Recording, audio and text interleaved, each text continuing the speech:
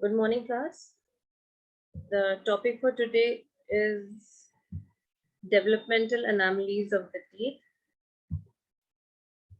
and we are going to cover the factors affecting the development of dentition, classification, disturbance in the size of the teeth, shape of the teeth based on number of the teeth and structure of the teeth, and conclusion.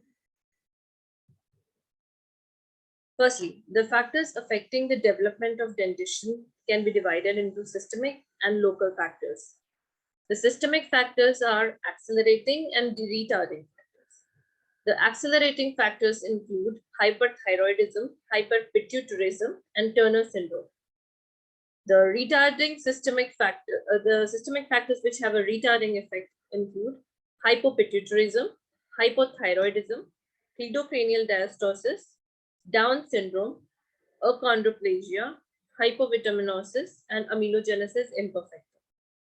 The local factors which affect the development of dentition are aberrant tooth position, lack of space in the R, very early loss of the predecessor tooth or the deciduous tooth, ectopic eruption, congenital absence of teeth, supernumerary tooth, a tumor, or a cyst. Now, the classification can be based on disturbance in the size of the teeth, shape of the teeth, number, or structure of the teeth. The first is disturbance in the size of the teeth. According to that, the anomalies can be classified as microdontia and macrodontia. Microdontia can be true generalized or relatively generalized. In this, the teeth are slightly smaller than the normal teeth. You can see in the picture adjacent to it. The person may inherit the jaw size from one parent and the tooth size from the other parent. So the teeth relatively appears smaller. Microdontia involving one single tooth. You can see in the picture here is a peg lateral. It's a common condition and it usually affects maxillary lateral incisor, third molars, maxillary mandibular, second molars. Peg lateral, in the peg lateral, the sides converge or taper together incisally, forming a peg shape or a cone-shaped crown, hence the name. It is also seen in pituitary dwarfism, odontogenic dysplasia, hemifacial microsomia, Down syndrome, and ectodermal dysplasia. It does not have any specific treatment. Macrodontia again can be true generalized or relative generalized. In true generalized is a rare condition and is seen in pituitary gigantism. Like here, all the teeth are big in size. Relative generalized condition is common and is seen in hemifacial hypertrophy. Macrodontia involving a single tooth is uncommon condition, and the rest of the tooth appear normal except for the size of the tooth, like in the photo here. 2-1 appears to be macrodontia. It does not have any specific treatment. Now, based on the disturbance and shape of the teeth, these are the following developmental anomalies: gemination, fusion, concrescence, dialaceration, talons cusp, dens in dente, dens evaginatus, taurodontism, and supernumerary roots. Gemination. It arises from an attempt at division of single tooth germ by an invagination with resultant incomplete formation of two teeth. You can see in the picture here.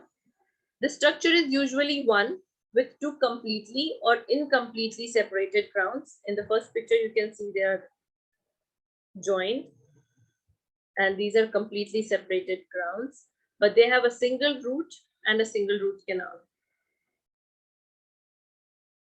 They can be seen in both deciduous or permanent tooth, and no specific treatment is there. Fusion. Fusion is an incomplete attempt of two tooth buds to fuse into one. It arises through union of two normally separated tooth germs. It can be complete or incomplete. This is an incomplete, this is a complete fusion. Physical force or pressure produces contact of the developing teeth, which causes fusion. If it happens before calcification, it causes a complete union of the teeth. But if it happens after the crown is completed, the fusion occurs only at the roots.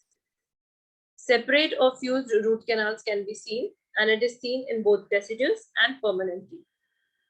The treatment involves surgical division and selective shaping of the crown. Concrescence. It is a form of fusion which occurs after the root formation has been completed. You can see here, teeth are united by cementum only. It arises as a result of traumatic injury or crowding of teeth with resorption of the interdental bone. It occurs before or after the teeth have erupted. It can be diagnosed by a radiological examination. Failure to recognize concrescence may lead to extraction of two adjacent teeth instead of one. If the union occurs during tooth development, it is called as true concrescence. If the union occurs after tooth development, it is called as acquired concrescence, that is due to trauma. Treatment, no therapy is required unless the union interferes with the eruption, and the surgical removal of the tooth can be considered. Dilacerations. This is again a disturbance in the shape. It refers to an abnormal angulation or bend in the root or less frequently the crown of the tooth. Here is the picture showing a bend just below the crown of the tooth, and this is at the apex of the tooth. The bend or the dilaceration may occur anywhere along the length of the tooth. It could be in the cervical part. Here it's in the cervical part, in the midway, or in the apex. Permanent maxillary incisors, mandibular anterior, and molars are usually seen with dilacerated roots. It can complicate the tooth extraction and may lead to fracture. Grossly deformed tooth require a surgical removal. Talon's cusp. It is an uncommon dental anomaly referring to an accessory cusp-like structure projecting from the cingulum area or CEJ of the maxillary or mandibular anterior teeth. You can see in the picture below. This cusp blends smoothly with the tooth, except that there is a deep developmental groove here. Normal enamel dentine are present and contains a horn of pulp tissue. It is uncommon and it is seen in people with Rubinstein-Davy syndrome. The treatment is prophylactically restoring the groove to prevent the caries, and occlusal interface should be removed, but exposure of pulp horn may need a root canal treatment. Next is dens in dentine. It arises as a result of an invagination in the surface of a tooth crown before calcification has occurred. It gave the appearance of a tooth within a tooth. Due to localized external pressure or a focal growth retardation or a focal growth stimulation in certain areas of tooth bud, dents in dentine can appear. It is commonly seen in the permanent maxillary lateral incisors. It can be of mild form or severe form. In a mild form, deep lingual pit area, which may not be evident clinically, is seen. Pear-shaped invagination of enamel and dentine with narrow constriction and closely approximating the pulp in its depth is seen. Food debris may become packed in this area with resultant caries and infection of the pulp. You can see the dents in dentine here. In the severe form, invagination that extends nearly to the apex of the root and reflecting a severe disturbance in the normal anatomic and morphological structure of the teeth is seen. Coronal dents in dentine can be type 1, 2, 3 depending on the depth of it, and radicular dents in dentine. This is again the classification of dents in dentine. It can be mild or severe or coronal or radicular. The treatment is endodontic therapy, endodontic surgical treatment, and intentional reimplantation after a root canal therapy. Next is dens evaginatus. Now, dens evaginatus is a tubercle or a protuberance from the involved surface of the affected tooth. It appears as a cusp or a globule of enamel on the occlusal surface between the buccal and the lingual cusp of premolars, usually, and it can be unilateral or bilateral in presentation. The proliferation and evagination of an area of the inner enamel epithelium and odontogenic mesenchyme into the dental organ leads to the formation of dens evaginatus. The incomplete eruption or displacement of teeth or pulp exposure with subsequent infection may be seen. The treatment is when the tooth is asymptomatic with immature root formation, it is partial pulpotomy with calcium hydroxide. If the tooth is asymptomatic with mature root formation, the treatment is pulpectomy. If the tooth is symptomatic with immature root formation, it's apexification with calcium hydroxide. And if and also root end resection and root end amalgam restoration are the line of treatment. Next is taurodontism. It is the enlargement of the body and the pulp chamber of a multi-rooted tooth with apical displacement of the pulpal floor and bifurcation of the tooth. This is a taurodont, a bull-like teeth. You can see the bifurcation is displaced apically. The causes are, it can be genetically or hereditary transmitted. It is a Mendelian recessive trait. A mutation resulting from the odontoplastic deficiency can lead to taurodontism, or a failure of Hertwig's epithelial tooth sheet to invaginate at the proper horizontal level leads to the formation of taurodontism. The clinical presentation are, it's either in the deciduous or permanent dentition. Molars are usually affected. It can be unilateral or bilateral in presentation. The tooth appears long with a long body and shorter roots. You can see it in the radiograph here. The body of the tooth is long and the roots are short. Rectangular, they appear rectangular in shape. They have greater apico-occlusal height. It lacks usual constriction at the cervical of the tooth. You can see there's no constriction, it's a straight rectangular shape. Roots are extremely short. Bifurcation and trifurcation may be only a few millimeters above the apex. You can see here, it's apically pushed down, the bifurcation. It is seen in amelogenesis imperfecta, Klinefelter syndrome, Down syndrome, and ectodermal dysplasia. No treatment is advised for the same.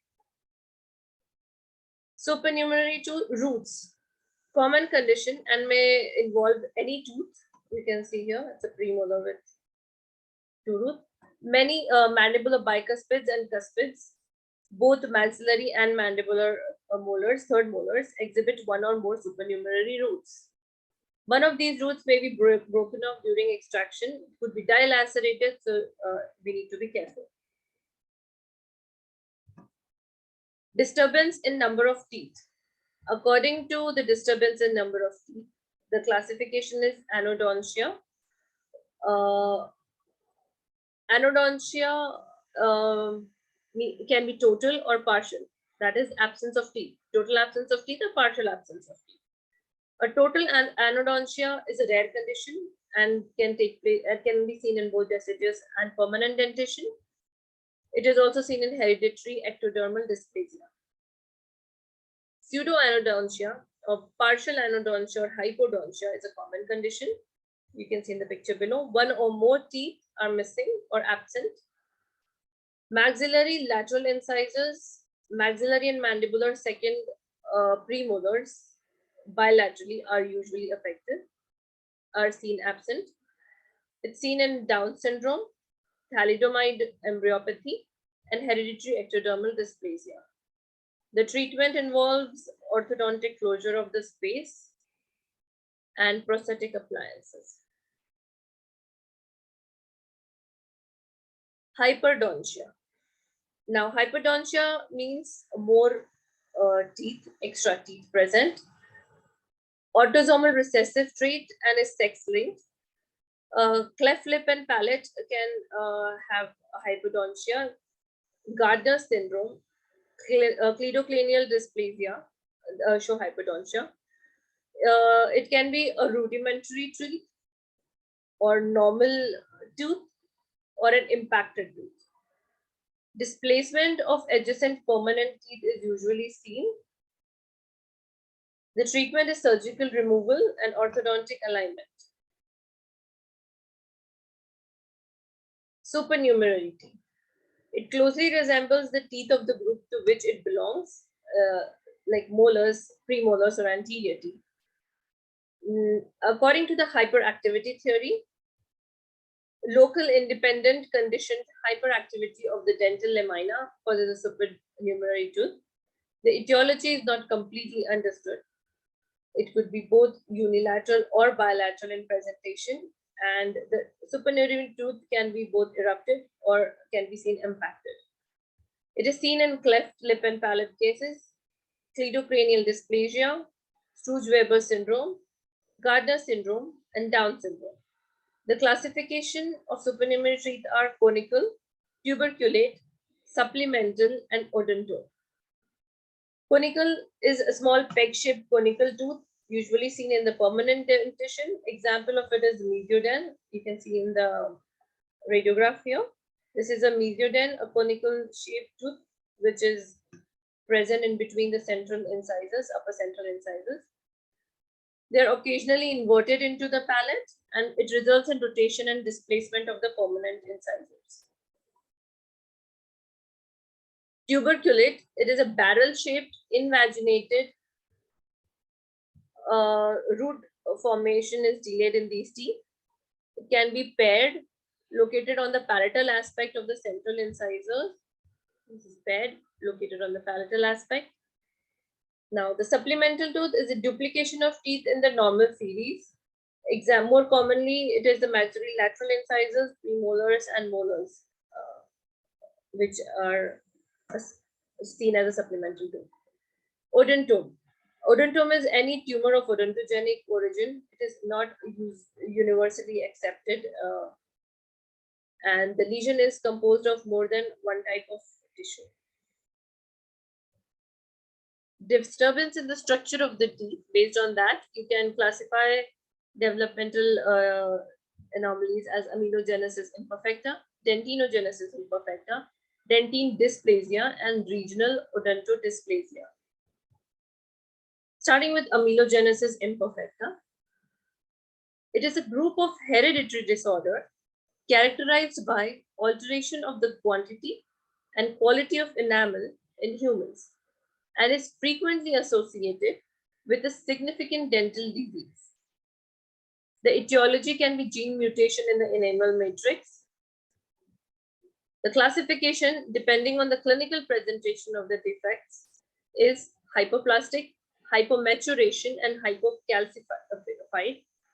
And according to Wittkopf's classification from 1989, it can be classified as 4 types: type 1, 2, 3, 4, hypoplastic, hypomaturation, hypocalcified, and hypomaturation hypoplastic with pterodontism. And they further have subtypes.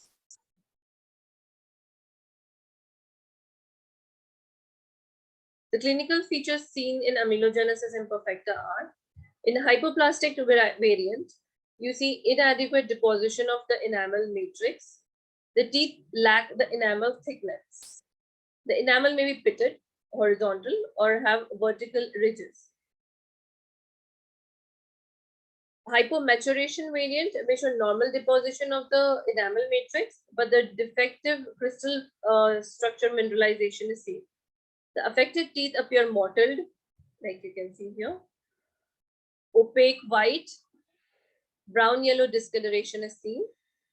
The enamel is softer than the normal and tends to chip off from the underlying dentine. In the hypocalcified variant, the enamel matrix is laid down appropriately, but no significant mineralization occurs. So enamel appears orangish yellow at eruption and consists of poorly calcified matrix, which is rapidly lost, leaving the dentine course exposed. The enamel may appear totally absent on the radiograph when present or it may appear as a very thin layer in radiograph. The histological appearance of hypoplastic type, you can see disturbance in the differentiation or variability of the ameloblast. In the hypomaturation type, you can see alteration in the enamel rod and rod sheath structures. In the hypocalcification variant, you can see defect in the matrix structure and mineral deposition. The treatment is for poor aesthetics. You can use composite veneers. For dentinal sensitivity, when the enamel chips off, you can use full crowns after doing a root canal treatment. And if there are dental caries, you can use fluoride therapy. Coming to enamel hypoplasia. It is an incomplete or a defective formation of the organic enamel matrix of teeth.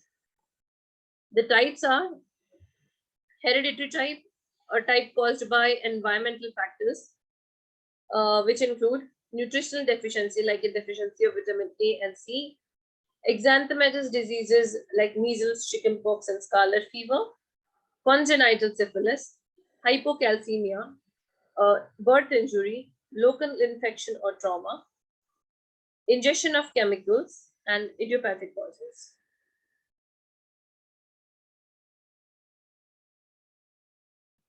Congenital syphilis. It involves maxillary and mandibular incisors and first molars. These are called as Hutchinson's teeth or mulberry molars. Hypocalcemia. Hypocalcemia causes a condition called as tetany, wherein the calcium levels are low, and vitamin D and parathyroid deficiency seen, which leads to hypocalcemia again. It has a pitting variety. Now, birth injuries causes a neonatal line or a ring. Deciduous and first permanent molars are affected. Trauma or change of environment at the time of birth can also cause it. And prematurely born children usually have more than the normal term infants. Turner's hypoplasia. This is a Turner's tooth. It can be caused by a local infection or trauma, commonly seen in maxillary incisors or maxillary or mandibular premolars.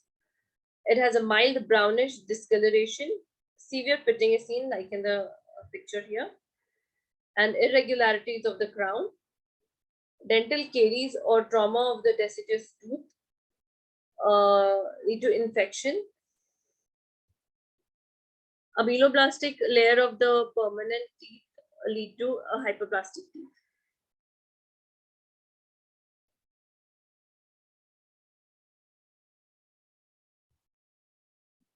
Fluoride. The excessive use of fluoride causes mottled enamel.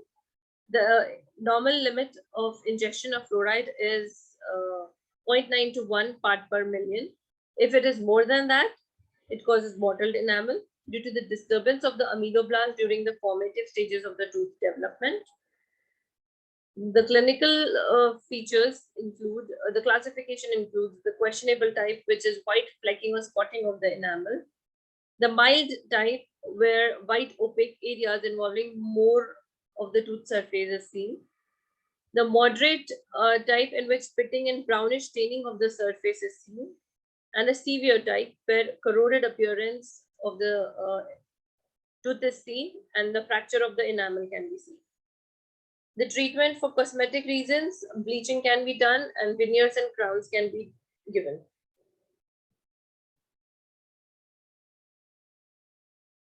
Dentinogenesis imperfecta. Now, it is a hereditary developmental disturbance of the dentine that may be seen along or in conjunction with systemic hereditary disorder of bone or osteogenesis imperfecta. It is an autosomal dominant condition. The classification is dentinogenesis imperfecta 1 without osteogenesis imperfecta and dentinogenesis imperfecta 2, the Brandywine type. The dentinogenesis imperfecta 1 occurs because of the mutation in the DSPP gene, whereas there is no fracture of the bone seen in it. The opalescent or blue-gray or amber-brown color is seen. Amber-brown color is seen. And the teeth have bulbous crown. And pulp chambers and root canals are smaller or completely obliterated. Bulbous crowns and the root canal or pulp chambers are completely obliterated or not seen. Enamel may split readily from the dentine when subjected to occlusion stresses.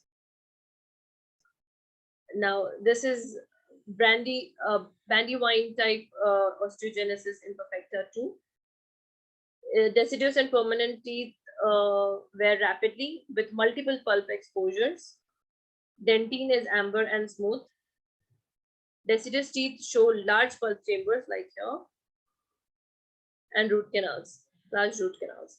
The permanent teeth whereas show smaller or completely obliterated pulpal spaces. The treatment again, cast metal crowns in the posterior teeth, jacket crowns on the anterior teeth, and care must be taken during tooth preparation because the roots can easily fracture. Dentine dysplasia or rootless tooth. This is a rare disturbance, and the enamel is normal, but atypical dentine formation takes place with abnormal pulp pathology. The types are type 1 radicular and type 2 coronal. It is an autosomal dominant condition. In the type 1 radicular dentine dysplasia, both the dentitions can be affected.